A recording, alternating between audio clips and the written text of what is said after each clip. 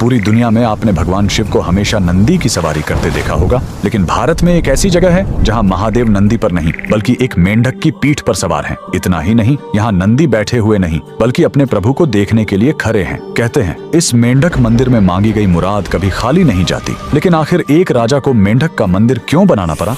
कहानी करीब 200 साल पुरानी है। उत्तर प्रदेश के ऑयल रियासत की। वहाँ के राजा बख्तावर सिंह बहुत प्रतापी थे, लेकिन वो कुदरत के आगे हार चुके थे। उनके राज्य में सूखा पड़ गया था, प्रजा पानी के लिए तड़प रही थी और दूसरी तरफ राजा का अपना आंगन सूना था। उनका कोई पुत्र नहीं था जो आगे चलकर गद्दी संभाल सके। राजा पूरी तरह टूट चुके थे। तभी राज्य में एक महान तांत्रिक का आगमन हुआ। उसने राजा की परेशानी सुनी और एक ऐसा उपाय बताया जिसे सुनकर सब हैरान रह गए। तांत्रिक ने कहा, राजन, ये सामान्य सूखा नहीं है, आपको मंडूक तंत्र का सहारा लेना होगा।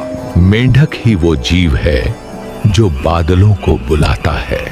आपको एक ऐसा मंदिर बनवाना होगा जो मेंढक की पीठ पर टिका हो।